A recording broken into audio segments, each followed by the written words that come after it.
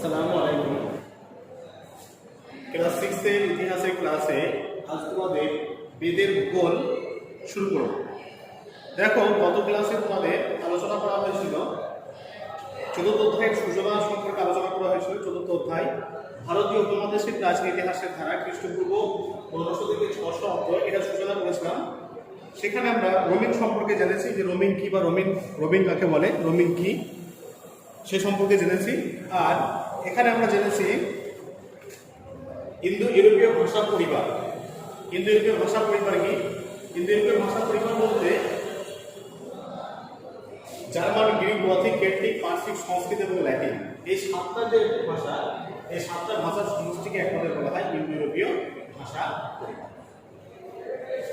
এগুলো ছাড়াও আমরা বৈদিক সাহিত্য, বৈদিক সভ্যতা এবং বৈদিক সাহিত্য সম্পর্কে আলোচনা করেছি। বিভিন্ন বেদের ভাগ, ঋগ্বেদ, সামবেদ, যজুর্বেদ, অথর্ববেদ এবং স্বরদর্শন সম্পর্কে আলোচনা করেছি। সাংখ্য, যোগ, ন্যায়, বৈশেষিক, পূর্ব মীমাংসা এবং উত্তর মীমাংসা, যেটাকে স্বরদর্শন বলা হয়, সেগুলো নিয়ে আমরা আলোচনা করেছি। আজ দেখো, আজ তোমাদের আর এছাড়াও আমরা আর্য কারা বা আর্যরা কোথা থেকে ভারতবর্ষে প্রবেশ করেছিল সেই সম্পর্কে আমরা গত ক্লাসে বিস্তারিত আলোচনা করেছি। আজকে এই বেদের ভূগোল নিয়ে আলোচনা করব। তাহলে বৈদিক সাহিত্যে পর্বত ও নদীর নাম থেকে উপমহাদেশে আর্যদের বসতির কথা জানা। তাহলে আর্য কারা সেটা বলেছি যে আর্য কোনো জাতিবাচক শব্দ নয়, আর্য কোনো জাতির নাম নয়। আর্য হচ্ছে জার্মান, গ্রিক, গথিক, কেল্টিক, পার্সিক, সংস্কৃত এবং ল্যাটিন, এই যে সাতটা ভাষা আছে ইন্দো ইউরোপীয় ভাষা পরিবার যেটাকে বলা হচ্ছে, সেই ইন্দো ইউরোপীয় ভাষা পরিবারের মধ্যে যে সাতটি ভাষা আছে, সেই সাতটা ভাষার মধ্যে একটি ভাষায় যারা বলে তারা কিন্তু আর্য। এবং আর্যদের আদি বাসস্থান কোথায় ছিল সে সম্পর্কে আমরা বলেছি যে আর্যদের আদি বাসস্থান সম্পর্কে ঐতিহাসিকদের মধ্যে বিভিন্ন মতামত আছে এবং সে প্রসঙ্গে ব্রান্ডেনস্টাইনের যে মত, ঐতিহাসিক ব্রান্ডেনস্টাইন, সেই ব্রান্ডেনস্টাইনের মতকে গ্রহণযোগ্য হিসেবে ধরা হয়েছে এবং তিনি মনে করেন যে রাশিয়ার ইউরাল পর্বতের বিস্তীর্ণ তৃণভূমি অঞ্চল থেকে আর্যরা ভারতবর্ষে প্রবেশ করেছে এবং আর্যরা ভারতবর্ষে প্রবেশ করে সপ্তসিন্ধু অঞ্চলে বসবাস করেছিল। সপ্তসিন্ধু অঞ্চল সম্পর্কেও গত ক্লাসে আলোচনা করেছি। তাহলে বেদের ভূগোল, এখানে অনেক নদী এবং পর্বতের নাম আছে। তাহলে ঋগ্বেদের ভূগোলে অনেক বিষয়ে আলোচনা করা আছে। ঋগ্বেদে হিমালয় এবং মুজবন সিং, হিমালয় এবং মুজবন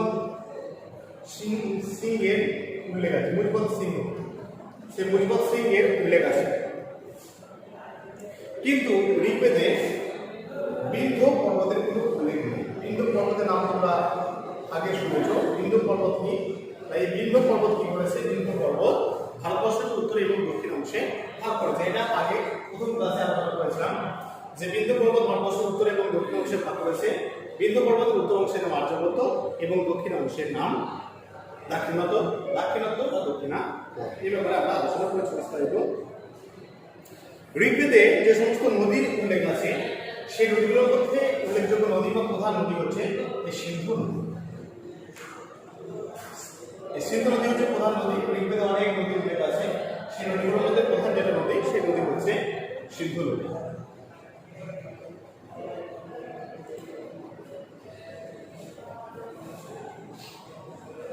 এছাড়াও সরস্বতী নদীর নাম উল্লেখ আছে। সিন্ধু নদীর পাশাপাশি সরস্বতী নদীর নাম আছে, কিন্তু সরস্বতী নদীর অস্তিত্ব আজকে বিপন্ন। সরস্বতী নদীর আমরা আজকে কোনো পরিচয় পাই না, বা সরস্বতী নদীকার আমরা আজকে দিনে খুঁজে পাই না। ঋগ্বেদের মানুষ গঙ্গা ও যমুনা নদীর এলাকার সঙ্গে বিশেষ পরিচিতি ছিলেন না। ঋগ্বেদের একেবারে শেষ দিকে গঙ্গা এবং যমুনা নদীর কথা পাওয়া যায়। তাহলে ঋগ্বেদে যারা মানুষ তারা গঙ্গা এবং যমুনা নদীর সঙ্গে বিশেষ পরিচিতি লাভ করতে পারেননি। কিন্তু এই ঋগ্বেদের যেটা ঋগ্বেদের শেষ দিক বলতে খ্রিস্টপূর্ব 600 অব্দের কাছাকাছি। তাহলে 600 অব্দের কাছাকাছি সময়ে তারা কিন্তু গঙ্গা এবং সরস্বতী এই দুটো নদীর গঙ্গা ও যমুনা নদীর কথা জানা যায় এই বৈদিক যুগের শেষ দিকে। এরপর ঋগ্বেদের মানুষ সপ্তসিন্ধু অঞ্চলে বসবাস করেছিল, সেটা গত ক্লাসে বলেছে। তাহলে সপ্তসিন্ধু অঞ্চল কি না? সপ্তসিন্ধু অঞ্চল দেখো, সিন্ধু এবং তার 5টি উপনদী ইরাবতী, চন্দ্রভাগা, বিতস্তা শতদ্রু, এই 5টি উপনদী এবং সরস্বতী নদীর যে মিলিত স্থান, সেই মিলিত স্থান সপ্তসিন্ধু অঞ্চল নামে পরিচিত। এটা আমি যখন প্রথম ক্লাসে পড়িয়েছি তখন এটা বলেছি বা নামগুলো লিখেও আমি দিয়েছি। পরবর্তী বৈদিক সাহিত্যের বর্ণনায় ভূগোল কিন্তু আস্তে আস্তে বদলে গিয়েছিল। গঙ্গা, যমুনা, দোয়াব এলাকার উল্লেখ বৈদিক সাহিত্যে অনেক বেশি ছিল।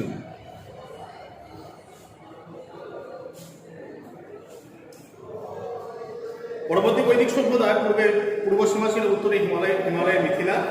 গঙ্গা নদী সমভূমি অঞ্চলে ছড়িয়ে পড়ার ফলে বৈদিক সমাজে কৃষির প্রচলন ঘটেছিল। এবার আমরা মহাকাব্য সম্পর্কে জানব।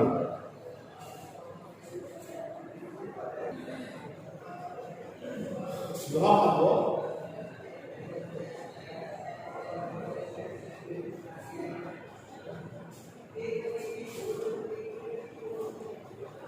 দেখো, পরবর্তী বৈদিক সাহিত্য সম্পর্কে জানার একটি প্রধান উপাদান হলো মহাকাব্য। তাহলে পরবর্তী বৈদিক যুগের সময়কাল কত? পরবর্তী বৈদিক যুগের সময়কাল করেছে খ্রিস্টপূর্ব 1000 থেকে 600। 1000 থেকে 600 হচ্ছে পরবর্তী বৈদিক যুগের সময়কাল। তাহলে পরবর্তী বৈদিক যুগের সময়কাল সম্পর্কে জানা বা পরবর্তী বৈদিক যুগ সম্পর্কে জানার একটি প্রধান উপাদান হলো মহাকাব্য। তাহলে মহাকাব্য, ভারতবর্ষের মহাকাব্য কয়টি তোমরা জানো? ভারতবর্ষের মহাকাব্য হচ্ছে দুটো, রামায়ণ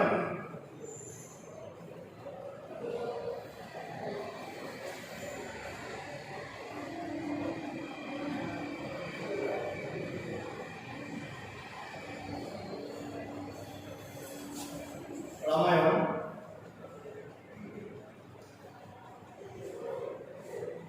রামায়ণ সংস্কৃত ভাষায় লিখেছেন, রামায়ণ সংস্কৃত ভাষায় লিখেছেন বাল্মীকি মুনি।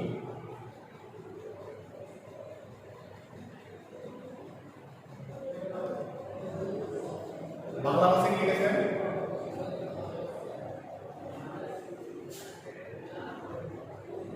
তাহলে রামায়ণ সংস্কৃত ভাষায় লিখছেন বাল্মীকি মুনি, আর বাংলা ভাষায় লিখেছেন কৃত্তিবাস প্রসাদ।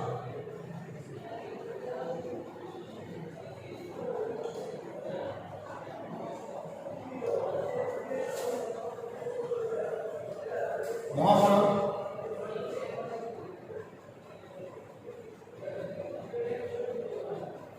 কৃষ্ণদ্বৈপায়ন ব্যাস,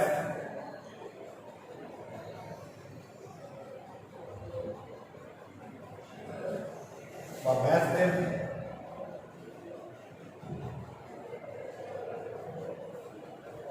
আর বাংলা ভাষায় লিখেছেন কে? কাশিরাম দাস।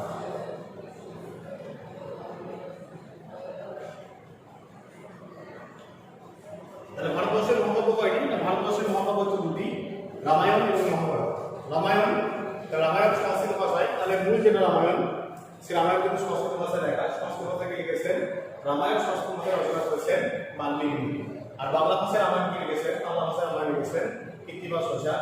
আর মহাভারত সংস্কৃত ভাষায় লিখেছেন কৃষ্ণদ্বৈপায়ন ব্যাস বা ব্যাসদেব, আর বাংলা ভাষায় লিখেছেন কাশিরাম দাস। তাহলে এই যে মহাকাব্য কথার মানে হচ্ছে মহান কাব্য বা কবিতা। তাহলে মহাকাব্য, এই মহাকাব্যর মানে কি? মহান কাব্য বা কবিতা, মহান কাব্য বা কবিতা, মহাকাব্য মানে। তাহলে এই মহাকাব্য দেখো, মহাকাব্য থেকে আমরা কোনো বিশেষ ঘটনা, দেবতা বা বড় রাজবংশের শাসককে নিয়ে মহাকাব্য লেখা। তাহলে রামায়ণের বিষয়বস্তু কি? রামায়ণের বিষয়বস্তু হচ্ছে রাম এবং রাবণের যুদ্ধ, রামের সঙ্গে রাবণের যুদ্ধ, রামের সঙ্গে রাবণের যুদ্ধর কাহিনী যেটা, সেটাই হলো রামায়ণ। আর মহাভারতের বিষয়বস্তু কি? মহাভারতের বিষয়বস্তু হলো পাণ্ডবদের সঙ্গে কৌরবদের লড়াই। পাণ্ডবদের সঙ্গে কৌরবদের লড়াই, এটা হচ্ছে মহাভারতের বিষয়বস্তু। রামায়ণের বিষয়বস্তু কি? রামায়ণের বিষয়বস্তু হলো রামচন্দ্র এবং রাবণের লড়াইয়ের কাহিনী। রামায়ণে শুধুমাত্র যে বিভিন্ন রাজবংশ বা শাসকদের লেখা হয়েছিল তাই নয়, এই রামায়ণ থেকে আমরা কি কি জানতে পারি বা মহাকাব্য থেকে আমরা কি কি জানতে পারি? মহাকাব্য থেকে ভূগোল, গ্রহ নক্ষত্র, গ্রাম ব্যবহারের কথা, সমাজনীতি, অর্থনীতি, রাজনীতি, এই সমস্ত জিনিসই কিন্তু আমরা এই মহাকাব্য থেকে জানতে পারি। তাহলে মহাকাব্য শুধুমাত্র একটা ধর্মীয় গ্রন্থ নয়, মহাকাব্য থেকে আমরা অনেক কিছু বিষয় জানতে পারি। অর্থনীতি, সমাজনীতি, রাজনীতি, ধর্মীয় দিক সমস্ত কিছুই কিন্তু এই রামায়ণ এই মহাভারত এই মহাকাব্য থেকে আমরা জানতে পারি। এরপর তোমাদের যেটা আছে বৈদিক যুগ এবং প্রত্নতত্ত্ব।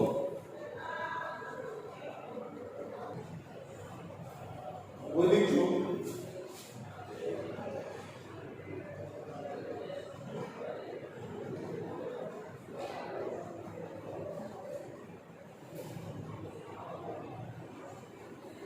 বৈদিক যুগ ও প্রত্নতত্ত্ব।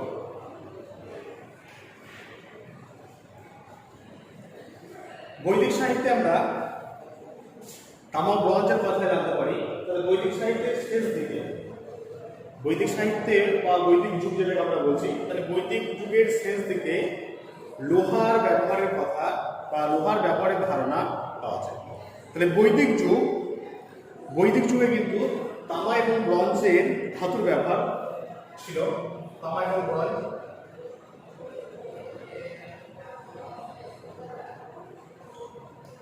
বৈদিক যুগে তামা ও ব্রঞ্জের ব্যবহার ছিল। তাহলে বৈদিক যুগের শেষ দিকে লোহার ব্যবহারের ধারাটা কিন্তু মানুষ পেয়েছিল। যখন বৈদিক যুগটাই শেষের দিকে, তাহলে বৈদিক যুগ কখন শেষ হচ্ছে না, বৈদিক যুগ শেষ হচ্ছে তাহলে সময়কালটা কত, খ্রিস্টপূর্ব 1500 থেকে 600 অব্দ হচ্ছে বৈদিক যুগের সময়কাল। তাহলে এই বৈদিক যুগের শেষ দিকে এই লোহার ধারণা কিন্তু বৈদিক যুগের মানুষরা আছে। আর ঘোড়া ছিল অন্যতম পালিত পশু। এই বৈদিক যুগে ঘোড়া ছিল অন্যতম পালিত পশু।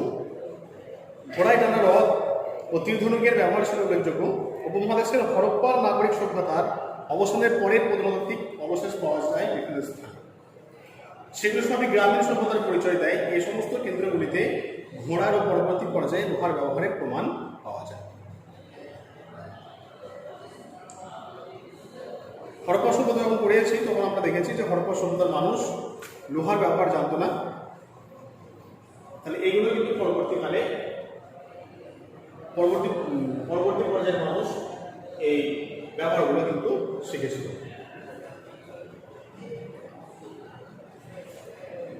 এ সময়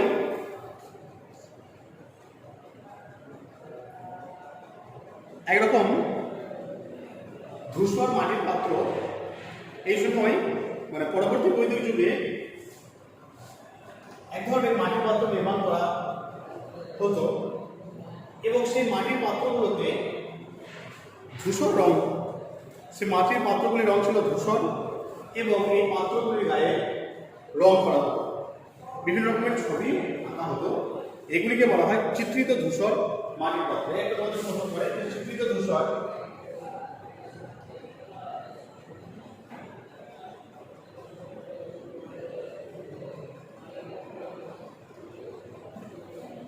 চিত্রিত ধূসর মাটির পাত্র কাকে বলে?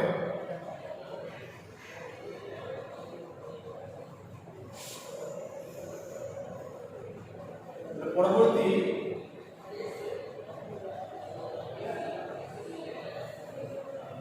বৈদিক যুগের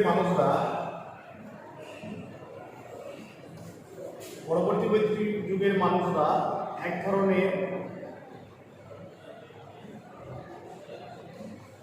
মাটির পাত্র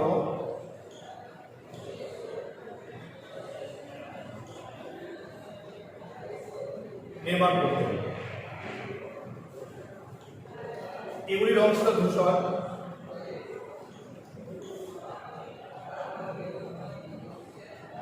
এগুলির রং ছিল ধূসর।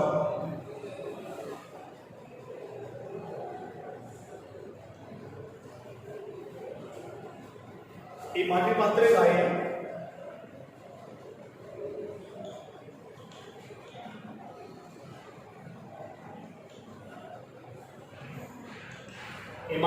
গায়ে নানা ধরনের ছবি আঁকা হতো।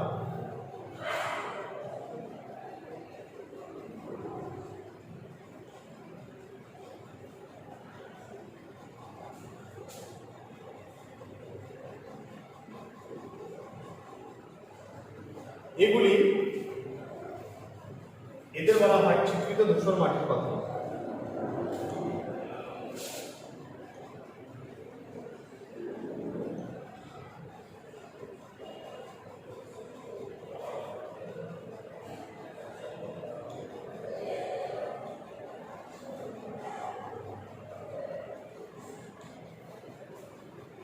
দেখো তাহলে পরবর্তী বৈদিক যুগের মানুষরা, এটা 2 নম্বরের প্রশ্ন হয় তোমাদের, চিত্রিত ধূসর মাটির পাত্র কাকে বলে?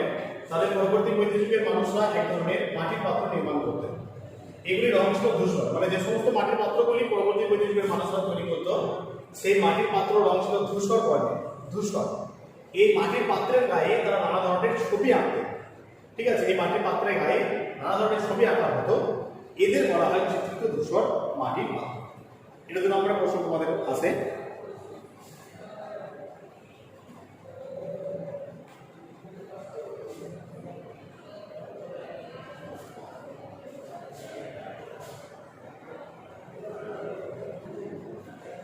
কোন কোন জায়গায় চিত্রিত ধূসর মাটির পাত্রে নমুনা পাওয়া গেছে? হরিয়ানার ভগবানপুরায়। তাহলে কোন কোন জায়গায় পাওয়া গেছে? হরিয়ানার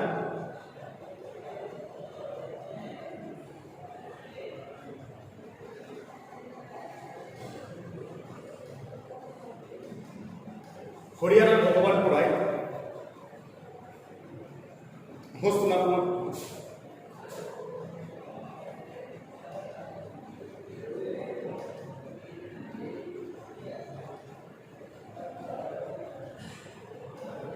ছত্র,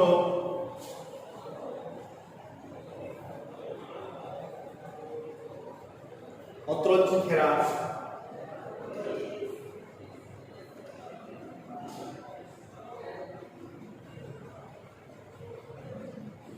নহ প্রভৃতি জায়গায় চিত্রিত ধূসর মাটির পাত্রে নমুনা পাওয়া যায়। প্রভৃতি জায়গায়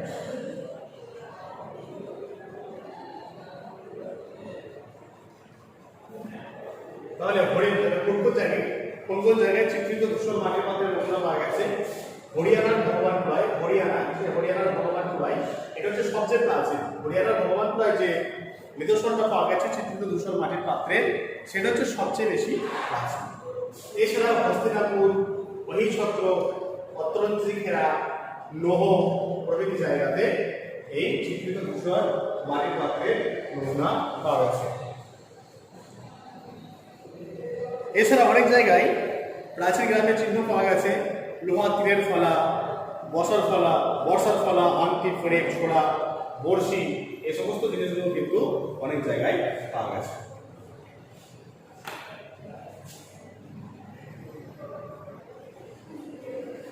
এবার আছে বৈদিক রাজনীতি।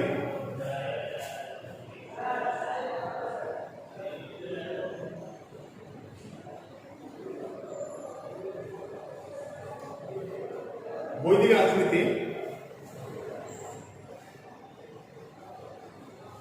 বৈদিক সাহিত্য ধর্মীয় সাহিত্য হলেও এই বৈদিক সাহিত্য থেকে রাজনীতির অনেক বিষয়বস্তু আমরা জানতে পারি। ঋগ্বেদে যুদ্ধে জিতে লুটপাট চালানোর জন্য দেবতার আশীর্বাদ চাওয়া হয়েছে। আবার পরবর্তী বৈদিক সাহিত্যে শাসকদের জন্য বেশ কিছু যজ্ঞের কথাও রয়েছে।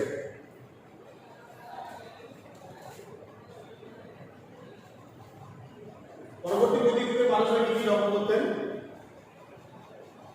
অশ্বমেধ যজ্ঞ,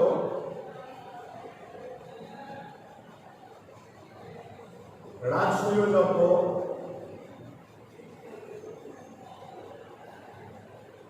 বাজপেয় যজ্ঞ।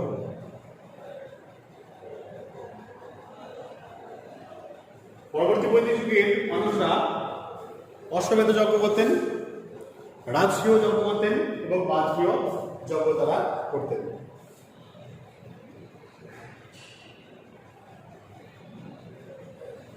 ঋগ্বেদে গ্রাম বলতে ঋগ্বেদের যে গ্রাম, তাহলে এই যজ্ঞগুলো পরবর্তী বৈদিক যুগের যারা শাসক তারা কিন্তু এই সমস্ত যজ্ঞগুলো করতেন। মানে যুদ্ধে যাওয়ার আগে এই সমস্ত যজ্ঞগুলো তারা করে দেবতাকে সন্তুষ্ট করে তারপর তারা যুদ্ধে যেতেন। তাহলে পরবর্তী বৈদিক যুগে গ্রাম মানে হচ্ছে কিন্তু কয়েকটা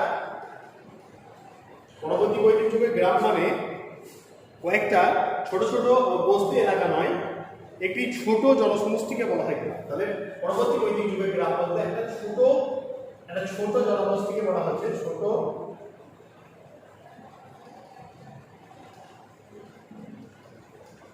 ছোট জনগোষ্ঠীকে বলা হয় গ্রাম পরবর্তী বৈদিক যুগে।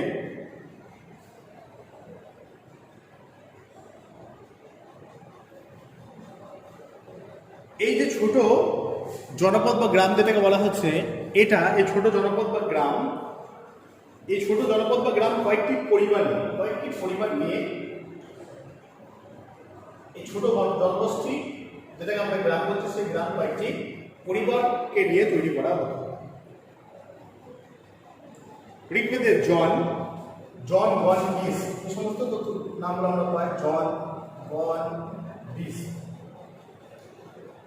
জন বলতে গ্রামের থেকে একটা বড় এলাকা, এক বা একাধিক গ্রাম নিয়ে এই জন গড়ে ওঠে।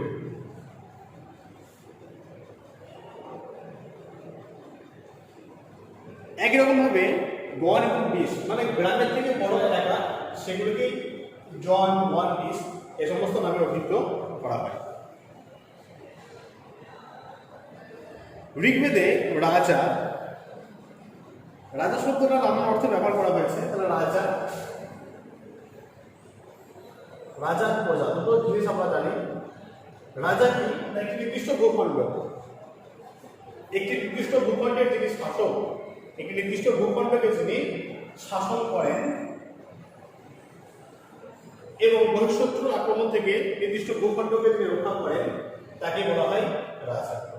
অন্যদিকে রাজা রাজত্বে যে সমস্ত মানুষরা বসবাস করেন এবং রাজা যাদের সামান্য রাজস্বের বিনিময়ে নিরাপত্তা দান করেন, তাদেরকে বলা হয় প্রজা। তাহলে রাজা এবং প্রজা একে অপরে ওতপ্রোতভাবে জড়িত। রাজার যেমন দায়িত্ব প্রজাকে রক্ষা করা, প্রজারাও কি করে, প্রজারাও কিন্তু রাজাকে রাজস্ব প্রদান করার মাধ্যমে রাজার যে শাসন কার্য, সেই শাসন কার্য চালানোর কাজে রাজাকে সাহায্য সহযোগিতা করে। রাজাকে বৃহস্পতি বলা হয়, গোষ্ঠীর প্রধান। বৃহস্পতি হচ্ছে রাজাকে বৃহস্পতি বলা হয়।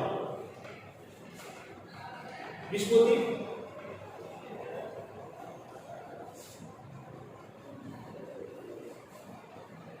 বলতে বিষের যিনি অধিপতি, তাকে বলা হচ্ছে বৃহস্পতি। রাজা বৃহস্পতি নামেও পরিচিত। বিষ বা গোষ্ঠীর প্রধান, এই কারণে তিনি বৃহস্পতি নামে পরিচিত। আবার গোপতি, রাজাকে গোপতি বলা হয়। তিনি গবাদি পশুর মালিক, এই কারণে তাকে গোপতি বলা হয়।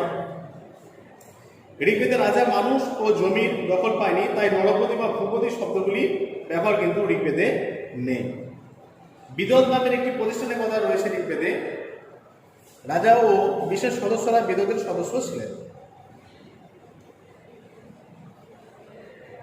আবার মহিপতি, ভূপতি এই সমস্ত উপাধিগুলো রাজা, মহিপতি, ভূপতি এই সমস্ত উপাধিগুলো রাজা গ্রহণ করতেন। এছাড়া নরপতি, মানে এগুলো রাজার উপাধি। বৃহস্পতি, ভূপতি, মহিপতি, নরপতি, ভূপতি, নরপতি এই সমস্ত উপাধিগুলো রাজা ব্যবহার করতেন। আচ্ছা, এবার রাজ্য কাকে বলে? এগুলো রাজার উপাধি। এবার রাজ্য কাকে বলে?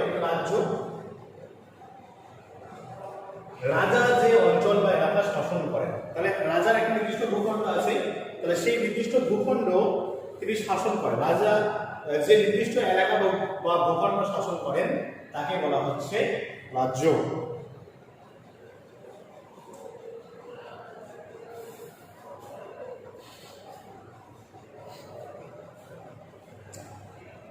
আর প্রজা বলেছি, রাজার প্রজা একে অপরের সঙ্গে ওতপ্রোতভাবে জড়িত। রাজার রাজ্যে যারা বসবাস করে এবং রাজাকে যারা রাজস্ব প্রদান করে, তারাই প্রজা নামে পরিচিত। প্রাচীনকালে রাজা হওয়ার অনেক রকমের উপায় ছিল। ঠিক আছে, প্রাচীনকালে যে বংশ পরম্পরায় রাজা হতো তা কিন্তু নয়। দেখো, প্রাচীনকালে রাজা হওয়ার বেশ কিছু শর্ত ছিল। কি কি শর্তগুলো? কি? কেউ যুদ্ধে জয়লাভ করে রাজা হতো।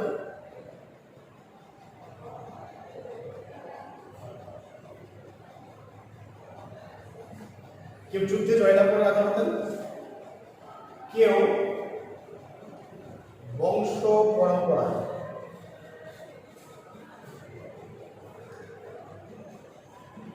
কেউ বংশ পরম্পরায় রাজা হতেন, মানে বাবা রাজা তার ছেলে রাজা, এইভাবে রাজা হতেন।